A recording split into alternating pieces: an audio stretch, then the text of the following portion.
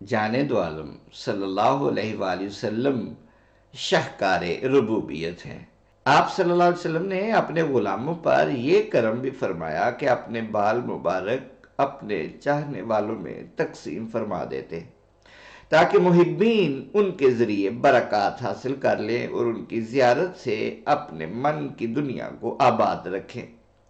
حضرت انس رضی اللہ تعالیٰ عنہ اس مقدس خیرات کی تقسیم کا واقعہ بیان کرتے ہیں کہ جب آقا دو جہاں صلی اللہ علیہ وسلم حج کے موقع پر مینا تشریف لائے تو جمرۃ العقبہ کو کنکریاں مارنے کے بعد قربانی دے کر اپنے خیمے میں تشریف لائے۔ ثم دعا بالحلاق وناول الحلاق شقہ الایمن فحلقہ ثم دعا ابا طلحة الانصاری فآتاہ ثم ناول شقہ الایسر فقال اہلک فحلقہ فآتاہ ابا طلحة فقال اقسمہ بین الناس۔ یہ جو میں نے حدیث پاک سنائی ہے یہ متفق علیہ ہے، مطلب اس کو صحیح بخاری میں اور صحیح مسلم دونوں جگہ دیکھا جا سکتا ہے۔ ویسے تو اور بہت سی کتابوں میں اس کا حوالہ ملے گا، لیکن جب بخاری اور مسلم کہہ دیا جائے تو باقی جگہ پر دیکھنے کی ضرورت بچتی نہیں ہے۔ ہوا کیا؟ جب رسول اللہ صلی اللہ علیہ وسلم وہ کنکریاں مار کا فارغ ہوئے، قربانی دے کر خیمے میں تشریف لائے تو آپ نے حجام کو طلب فرمایا اور پہلے اپنے سر کا دایاں حصہ اس کے سامنے کیا، اس نے اس جانب کے بال اتار دیے تو آپ نے ابو طلحہ انصاری کو بلایا اور یہ بال ان کو عنایت فرمائے۔ پھر حجام کو بائیں جانب کے بال تراشنے کا کہا، اس نے تراشے تو آپ نے وہ بھی ابو طلحہ کو عطا کیے اور فرمایا، یہ لفظ بڑے اہم ہے، اقسمہ بین الناس، یہ لوگوں میں تقسیم کر دو۔ صحابہ آپ کی مقدس زلفوں کے ساتھ اس قدر عقیدت رکھتے تھے کہ جب آپ حجامت کرواتے تو صحابہ آپ کے ارد گرد حلقہ باندھ لیتے۔ جیسے جیسے حجام آپ کی حجامت بناتا، دیوانے اپنی جھولیاں رحمتوں کے خزانوں سے بھرتے جاتے، آپ کے مبارک بالوں میں سے کسی ایک بال کو بھی زمین پر نہ گرنے دیتے بلکہ اپنی اپنی ہتھیلیوں پر اٹھا لیتے۔ یہ سہانا منظر حضرت انس رضی اللہ عنہ کی زبان سے سناتا ہوں۔ کہتے ہیں رأیت رسول اللہ والحلاق یحلقہ وطاف بہ اصحابہ فما یریدون ان تقع شعرۃ الا فی ید رجل۔ یہ مسلم شریف کی روایت ہے کتاب الفضائل میں۔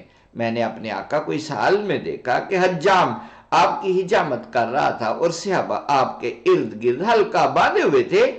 اگر عربی کے الفاظ میں استعمال کروں تو آپ حیران رہ جائیں گے۔ عربی کے الفاظ میں والحلاق یحلقہ اور جو آگے الفاظ آنے والے ہیں وطاف بہ اصحابہ، اور آپ کے اصحاب آپ کا جیسے طواف کیا جاتا ہے ایسے طواف کر رہے تھے، مطلب ارد گرد حلقہ باندھے ہوئے تھے۔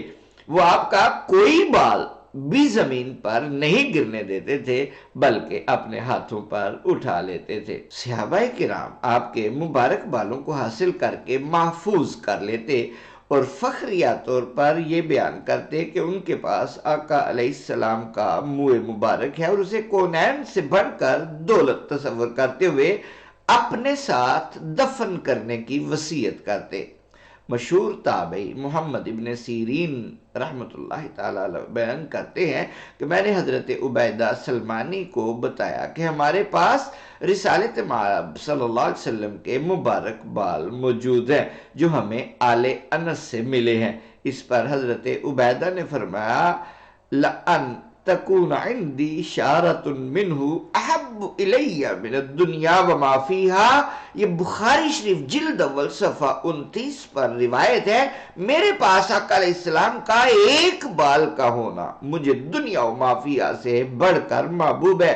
محبت رسول برکت کی خاطر وہ صحابہ اور تابعین جن کے پاس آپ کے منہ مبارک ہوتے تھے وصیت کر جاتے تھے کہ انہیں ہمارے ساتھ کفن میں رکھ دینا۔ آپ صلی اللہ علیہ وسلم کے خادم خاص حضرت انس کے بارے میں حضرت ثابت بنانی بیان کرتے ہیں کہ جب حضرت انس کی موت کا وقت آیا تو انہوں نے مجھے وصیت کی کہ اے ثابت، یہ میرے آقا کا مقدس بال لے لو، جب میں فوت ہو جاؤں تو اسے میری زبان کے نیچے رکھ کر مجھے دفن کر دینا۔ هذه شعرة من شعر رسول الله فدعها تحت لساني، قال فوضعتها تحت لسانه فدفن وهي تحت لساني۔ الاصابہ فی تمییز الصحابہ، جلد اول، صفحہ 71۔ یہ میرے آقا کا بال مبارک ہے، جب میں فوت ہو جاؤں تو اسے میری زبان کے نیچے رکھ دینا۔ میں نے آپ کی وصیت کے مطابق وہ بال آپ کی زبان کے نیچے رکھ دیا، پس آپ کو اس حال میں دفن کیا گیا کہ بال مبارک آپ کی زبان کے نیچے تھا۔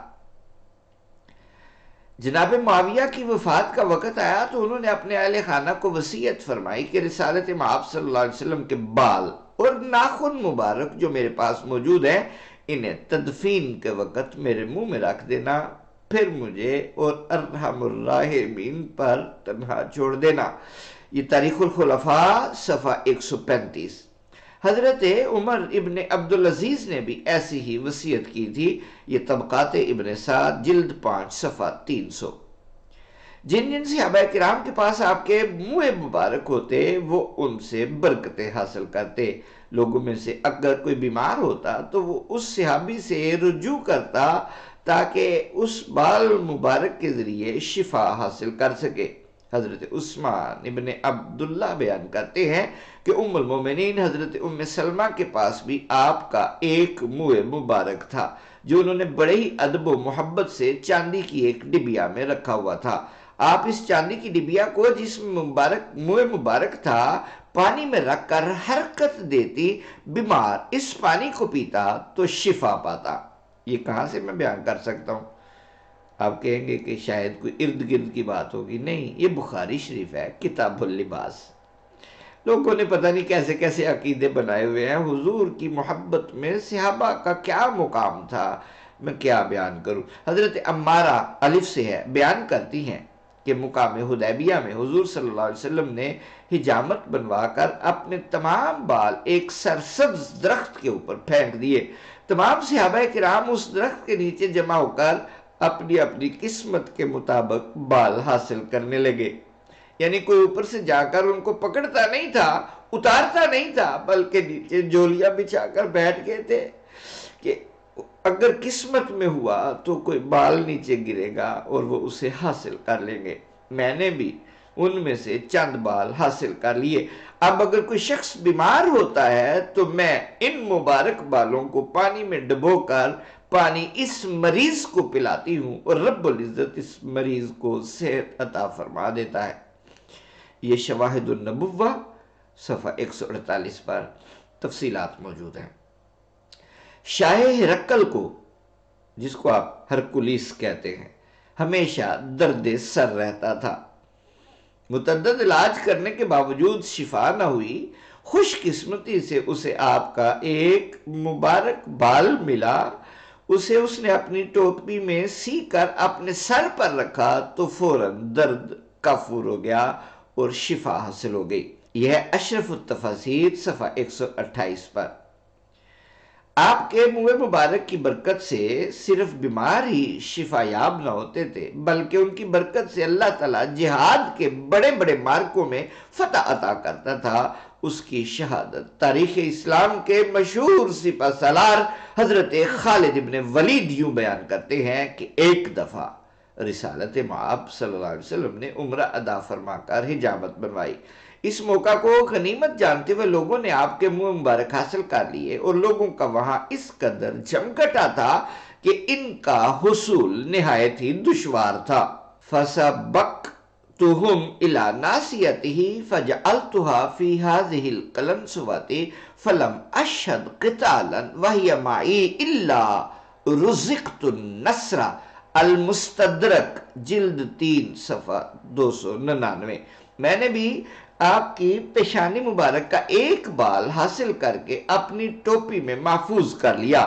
اب صورتحال یہ ہے کہ جب بھی اس بال کو اپنے ساتھ لے کر جنگ میں شریک ہوتا ہوں فتح پاتا ہوں۔ جنگ یرموک کے موقع پر حضرت خالد ابن ولید کا مقابلہ نستورہ نامی ایک پہلوان سے ہو رہا تھا کہ آپ کی ٹوپی زمین پر گر پڑی۔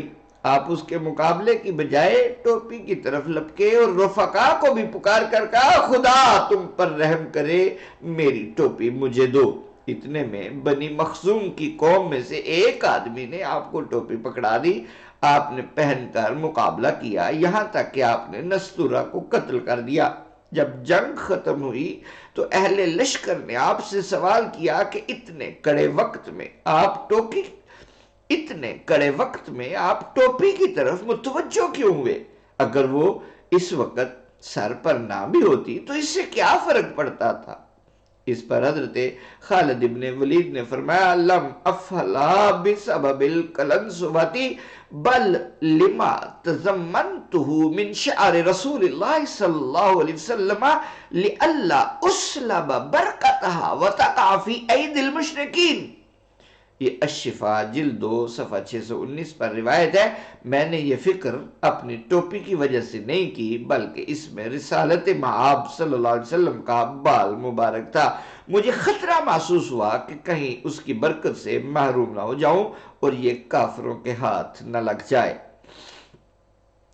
تاریخ واقعی اور دیگر کتب سیر میں ہے کہ ایک مرتبہ حضرت خالد ابن ولید ملک شام میں قوم جبلہ یا جبلہ کے مقابلے کے لیے تھوڑی سی فوج لے کر تشریف لے گئے لیکن ٹوپی گھر بھول گئے۔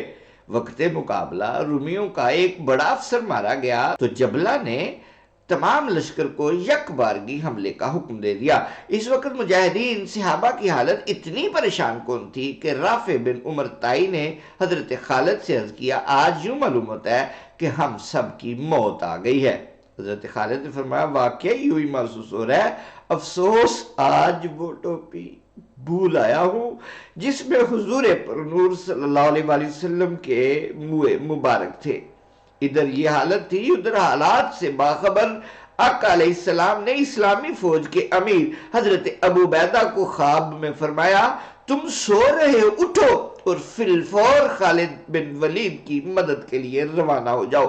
چنانچہ تمام لشکر اسی وقت تیار ہو کر بڑی تیزی سے روانہ ہو گیا۔ راستے میں ایک سوار کو دیکھا جو بڑی تیزی سے جا رہا تھا۔ امیر لشکر نے چند افراد کو حکم دیا کہ اس سوار کے بارے میں معلوم کرو۔ انہوں نے اس کے قریب جا کر پوچھا کہ آپ کون ہیں؟ سوار نے جواب دیا میں حضرت خالد بن ولید کی بیوی ام تمیم ہوں۔ حضرت ابو عبیدہ نے سفر کی وجہ پوچھی تو کہنے لگی جب پچھلی رات آپ نے اعلان کیا کہ خالد ابن ولید دشمن کے گھیرے میں ہے اس لیے ان کی مدد کے لیے تمام لشکر تیار ہو جائے تو مجھے خیال آیا کہ خالد جنگ میں ناکام نہیں ہو سکتے کیونکہ ان کے پاس آقا علیہ السلام کے بال مبارک ہے، لیکن بعد میں ان کی اس ٹوپی پر میری نظر پڑی تو مجھے احساس ہوا کہ وہ ٹوپی تو یہی رہ گئی ہے جس میں وہ منہ مبارک ہیں، لہذا میں اسی وقت روانہ ہو گئی تاکہ یہ مبارک ٹوپی ان تک پہنچاؤں۔ چنانچہ حضرت ابو عبیدہ نے ان کو لشکر میں شامل کر لیا۔ ادھر مجاہدین اپنی زندگیوں سے مایوس ہو چکے تھے کہ اچانک تکبیر کی آواز بلند ہوئی۔ سب نے دیکھا کہ ایک عظیم لشکر ہے جو رومیوں کو بھگا رہا ہے۔ حضرت خالد نے ایک سوار کے قریب ہو کر پوچھا کہ تم کون ہو؟ آواز آئی میں آپ کی بیوی ہوں، آپ کی ٹوپی لائی ہوں۔ حضرت خالد کی خوشی کی انتہا نہ رہی، آپ نے ٹوپی لی اور پہن کر حملہ کیا تو اسی وقت تمام کافر میدان چھوڑ کر بھاگ گئے۔ سیدنا علی المرتضیٰ سے منقول ہے کہ رسالت مآب صلی اللہ علیہ وسلم نے اپنا منہ مبارک ہاتھ میں پکڑ کر ارشاد فرمایا من اذا شعرت من شعری فالجنت علیہ حرام، جس نے میرے ایک بال کی بھی بے ادبی کی اس پر جنت حرام ہے۔ یہ کنز المال جلد 2 صفحہ 276 سے روایت سنائی۔ ہر مسلمان کا فرض ہے کہ وہ آپ کے بارے میں خوب ادب و احتیاط سے کام لے۔ سامعین و ناظرین، بس اتنا ہی کہنا تھا۔ السلام علیکم ورحمۃ اللہ وبرکاتہ۔